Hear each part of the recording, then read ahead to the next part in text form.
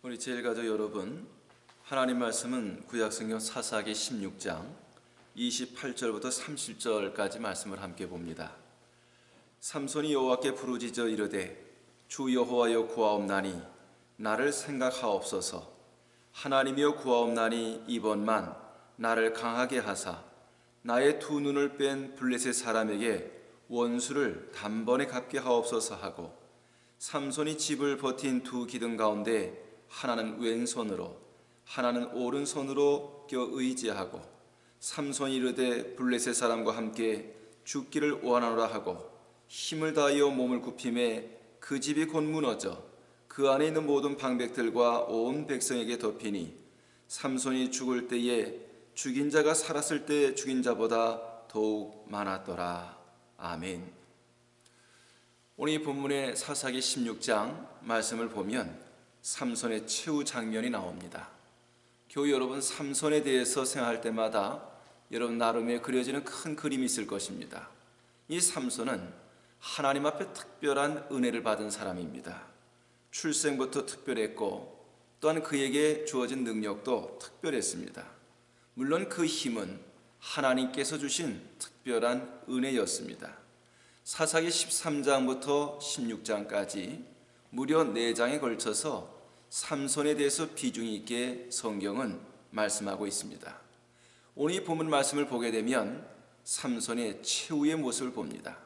적에게 붙잡히게 되었고 또한 두 눈을 뽑히게 되었고 또한 블레셋 신전 기둥을 무너뜨려서 적들을 죽였지만 삼손은 자기 자신도 거기에 깔려서 비참한 최후를 맞이하게 됩니다. 삼손이 이 최후가 비참했던 그 이유가 무엇일까요? 삼손은 신앙의 본질을 제대로 알지를 못하였습니다. 오늘 이 시대를 살아가는 우리 모든 제일가족, 우리 모든 그리스도인들이 가져야 될 올바른 신앙인식, 우리가 굳게 붙잡아야 될 신앙의 본질이 있다면 그것이 무엇이겠습니까? 오늘 이 본문의 삼손은 성화를 몰랐습니다. 구원을 3가지 과정으로 표현할 수가 있습니다.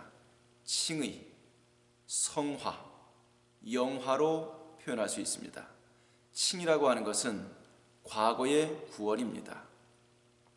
오늘 우리가 예수님을 믿음으로 하나님께서 우리를 값없이 의롭다고 인정해 주시는 것을 가리켜서 칭의, 법률적 용어입니다. 그리고 영화가 있습니다. 이것은 미래적 구원입니다.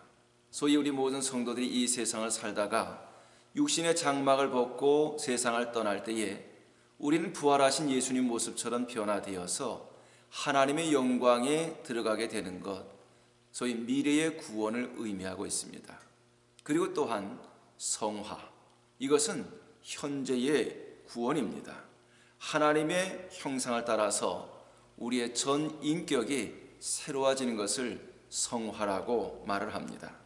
근데 오늘 이 본문에 나오는 삼손은 성화를 무시하는 삶을 살았던 사람입니다. 그는 경건에 대해서, 거룩한 삶에 대해서 사실 그는 관심이 없었습니다. 오늘 우리가 살아가는 이 시대는 많은 그리스도인들이 이 세상에서 공격을 당하고 있는 시대를 살고 있습니다. 우리 그리스도인이 세상으로부터 공격을 받는 그 이유는 2가지입니다. 그 한 가지는 우리 그리스도인의 거룩함으로 인한 공격입니다. 나와 다르다고 하는 것 때문에 저 불신자들, 그리스도 밖에 있는 사람들은 우리 성도들을 공격을 합니다. 사실 이와 같은 공격은 우리가 받아도 괜찮다고 생각을 합니다. 2번째는 세속화로 인한 공격입니다. 세상의 소금인 그리스도인이 그 맛을 잃어버리게 되면 바로 우리 그리스도인이 맛을 잃어버린 소금이 소위 사람들의 발에 밟히게 된다는 것입니다. 교회가 오늘날 공격을 받는 그 이유는 거룩함보다도 세속화되어짐으로 인해서 받는 공격이 더 많습니다. 그래서 오죽하면 교회가 세상을 걱정하는 것이 아니라 세상이 교회를 걱정한다고 하는 말이 우리 주위에서 풍자되고 있습니다. 오늘 우리 모든 그리스도인들은 하나님 앞에서 날마다 거룩한 삶, 소위 성화를 추구하는 삶을 살아가야 할 것입니다. 주일날 제가 예배를 같이 함께 드리고자 가게 되면 교회 앞마당에서 목사를 막으면서 입에 담긴 민망한 온갖 욕설을 퍼붓는, 또한 폭행하면서 상해를 입히는 사람들을 보면서 저는 다윗을 생각을 합니다. 압살롬의 반란으로 인해서 도망가던 다윗을 뒤쫓아오면서 온갖 욕을 그 입에 담았던 시므이를 생각해 봅니다. 다윗은 그로 인해서 하나님께서 자신을 불쌍히 여기실까 하는 그 마음을 가지고 인내하며 겸손함으로 하나님 앞에 더 가까이 나갔습니다.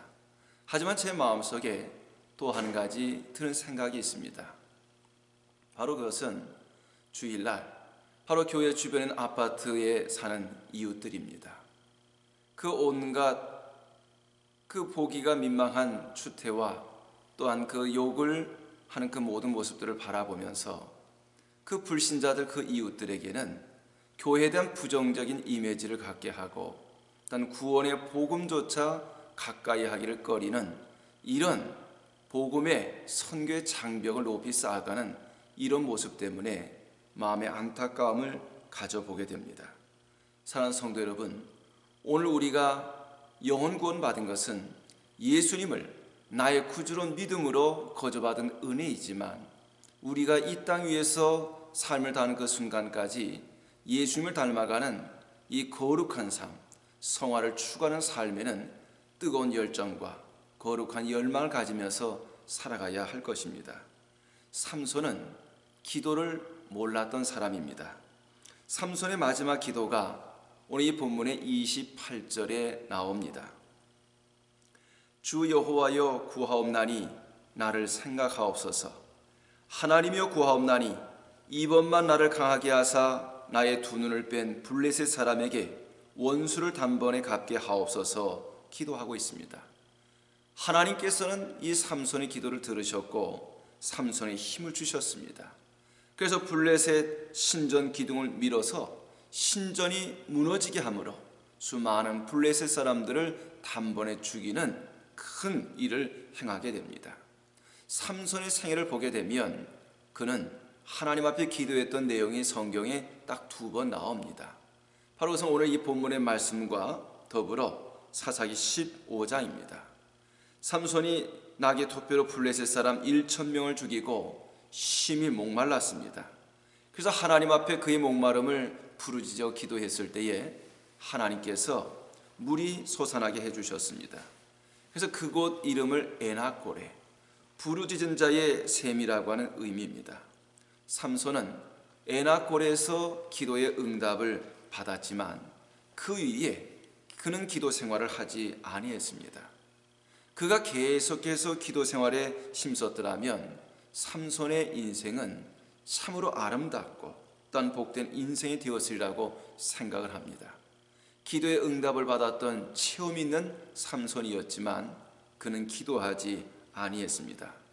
우리 주님의 공생의 사역을 보게 되면 주님의 생활은 곧 기도요, 기도는 곧 주님의 생활이었습니다.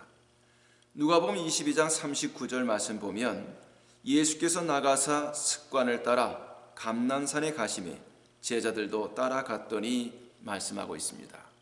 성도 여러분, 습관이라고 하는 것은 아무것도 아닌 것 같고 아주 작은 것 같지만 습관이 계속해서 쌓여가다 보면 바로 그것은 생활이 되고 또한 그 속에 신앙 인격으로 세워져 가게 되는 것입니다.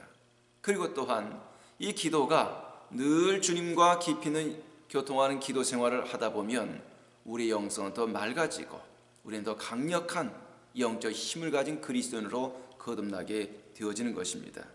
그런데 삼손은 이 기도의 능력과 비밀을 알지를 못했습니다. 그리고 또한 이 삼손은 연합을 알지 못했습니다.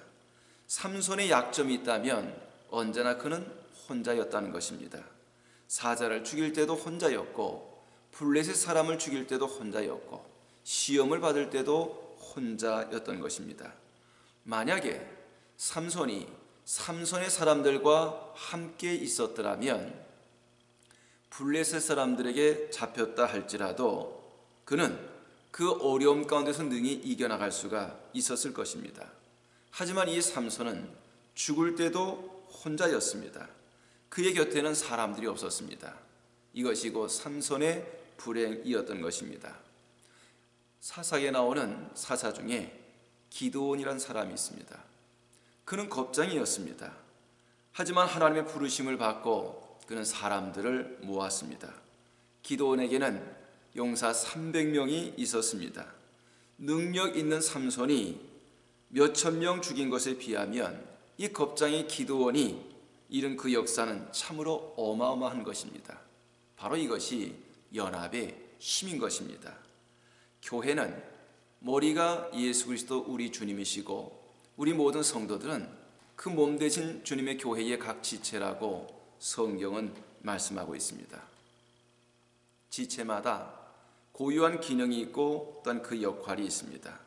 하지만 이 몸의 지체는 다른 지체와 연합하지 않고서는 살아갈 수가 없습니다.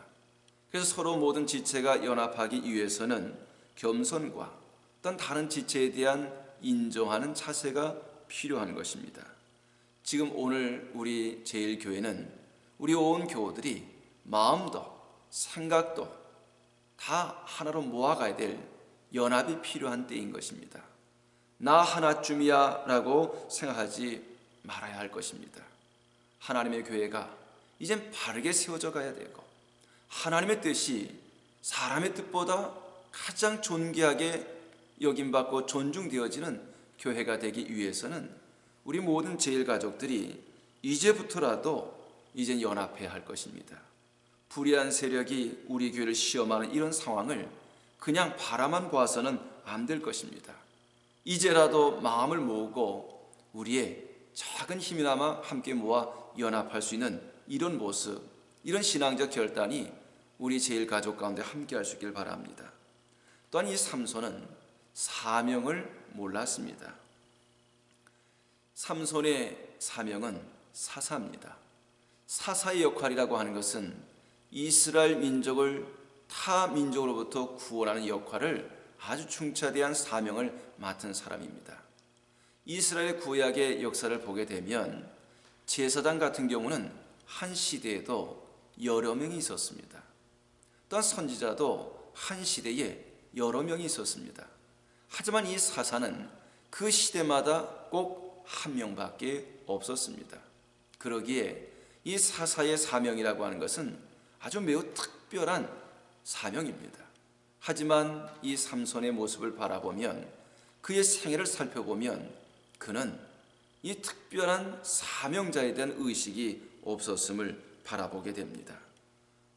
하나님의 백성들을 저희 이방 민족의 압제 가운데서 구원해내야 된다고 하는 이 특별한 사명감이 그에게는 없었습니다.